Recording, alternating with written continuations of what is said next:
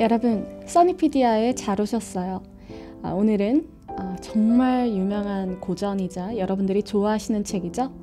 헤르만 헤세의 데미안, ASMR로 여러분들을 찾아왔습니다. 성장소설로 흔히 알려져 있고 많은 분들이 어릴 때 읽으셨을 거예요. 하지만 제가 봤을 때는 어른들에게, 어른들이 성장할 수 있도록 도와주는 어른들을 위한 소설이 아닌가 하는 생각이 들기도 해요. 삶의 궤적에 따라서 달리 읽히는, 읽을 때마다 새로운, 그래서 위대한 고전이구나 싶은 그런 울림과 가르침을 주는 헤르만 헤세의 데미안, 지금부터 함께 읽어볼게요. 친절한 수현쌤의 힐링 ASMR. 꼭 이어폰을 착용하시고 여러분의 마음에 딱 들 정도로 볼륨 조절을 해주세요. 제 목소리에 집중하시다 보면 마음이 편안해지실 거예요. 지금 시작합니다.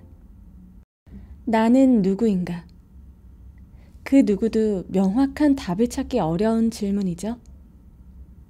나조차 나를 잘 모르겠어서 앞이 보이지 않고 답답한가요? 어쩌면 자아를 찾는 길은 여러분들이 늘 하기 싫고 미루고 싶은 숙제와 같은 걸지도 모르겠습니다. 심지어 평생 동안 해야 할 숙제죠. 그런 여러분의 짐을 조금 덜어주고 진정한 나를 찾는 법에 대해 나에게 이르는 길로 이끌어주는 아주 고마운 영혼의 지도자가 있습니다.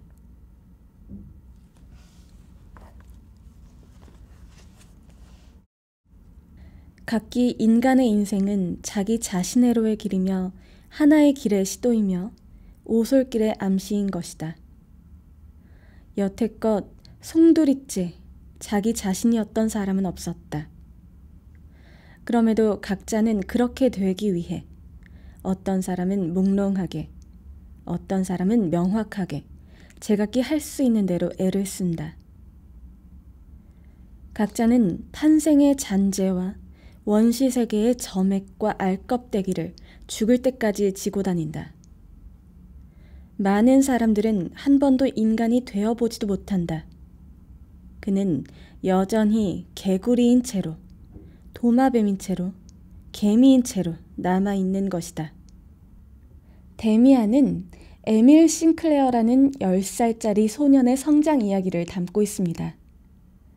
그는 부모의 따뜻한 보살핌과 기독교 신앙의 가르침 등으로 이루어진 소위 밝은 세계에 살고 있던 평범한 소년이죠. 그러던 어느 날 그는 생전 처음으로 그가 가보지 못했던 이 어둠의 세계에 발을 들이게 됩니다. 누구나 그러하듯 가보지 못한 곳은 공포와 호기심이 같이 공존하는 곳이죠.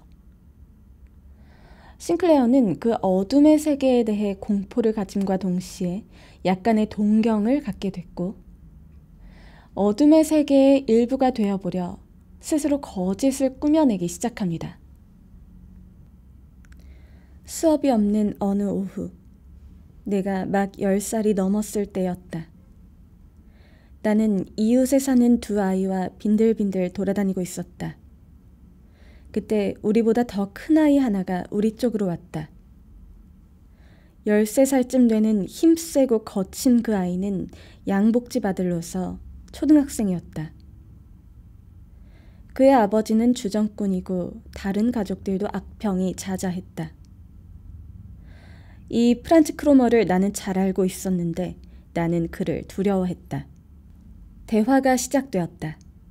그리고 아이들은 여러 가지 학생의 영웅적 행위와 나쁜 행실을 자랑하고 위대한 일처럼 뽐내기 시작했다.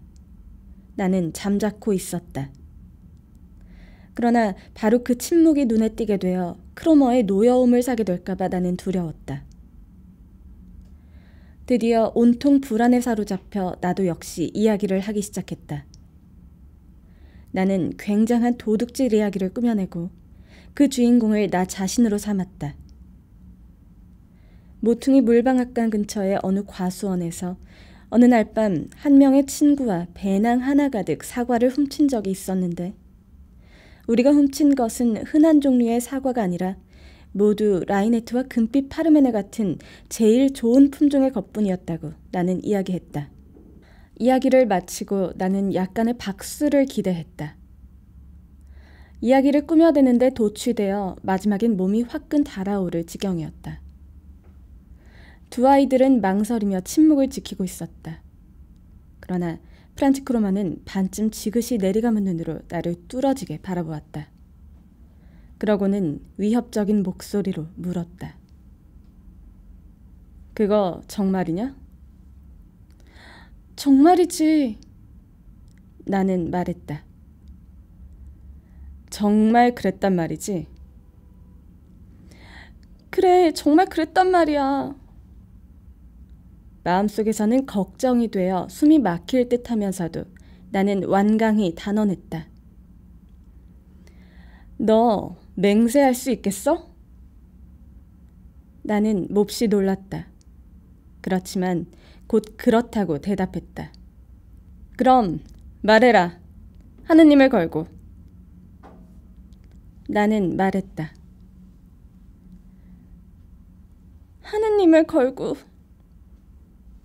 그러자 그는 그럼 됐다 라고 말하고는 고개를 돌렸다. 나는 이것으로 되었구나 하고 생각했다. 그리고 그가 곧 일어나서 집으로 돌아가려 하자 기뻤다. 우리가 다리 위에 왔을 때 나는 주저하면서 이제 집에 가야 한다고 말했다. 내가 재빨리 문을 열고 안으로 들어가 문을 닫으려 하자 프란치크로모가 밀고 들어왔다. 마당 쪽에서만 빛이 들어오는 차갑고 컴컴한 포석 깔린 복도에서 그는 내 곁에 서서 내 팔을 잡고 나지막이 말했다. 야, 그렇게 서두를 거 없어. 왜 그래? 내가 물었다. 날 어쩌자는 거야? 별것 아니야. 그저 몇 마디만 더 물어보고 싶어서. 남들이 듣는 데서 할 필요는 없으니까 말이야. 그래? 좋아. 그런데 내게 뭘 더 묻는다는 거지? 나 들어가야 되는데. 넌 물론 알고 있겠지? 프란치가 나지막하게 말했다. 모퉁이 물방앗간 옆 과수원이 누구 것인지.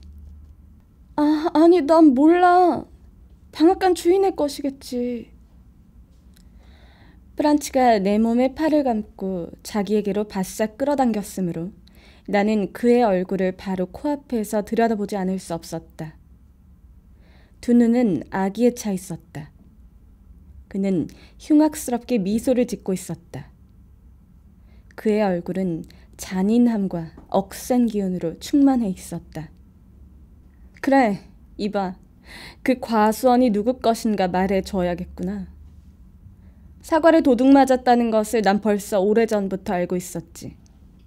그리고 그 주인이 과일을 훔친 놈이 누군지 알려주는 사람에겐 2마르크를 주겠다고 말한 것도 난 알고 있거든. 하느님 맙소사. 나는 소리쳤다.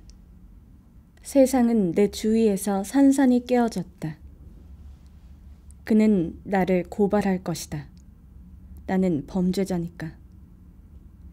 아버지에게도 말할 것이다. 아마 경찰까지 올지도 모른다.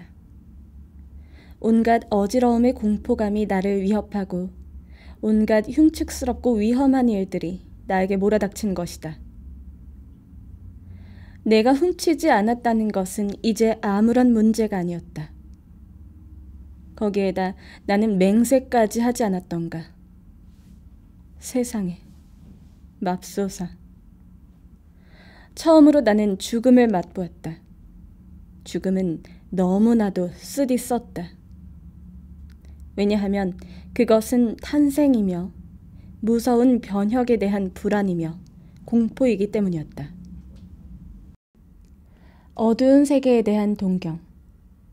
하지만 그 대가로 싱클레어는 크로머에게 괴롭힘을 당하게 되었고 그로 인해 항상 올바르고 선한 것의 대명사인 신 그리고 밝은 세계에 대한 절대적인 믿음에 회의를 느끼기 시작합니다.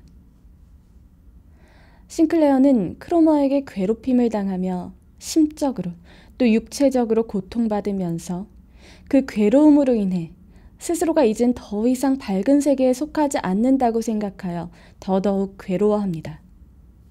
그리고 이 생활이 지속되면서 싱클레어는 본인이 속했다고 여겼던 신의 밝은 세계와 대조적인 악의 세계, 즉 어두운 세계가 자신의 내부에 깃들기 시작했음을 본능적으로 깨닫게 됩니다. 그렇게 하루하루를 보내던 싱클레어에게 운명적인 순간이 다가옵니다.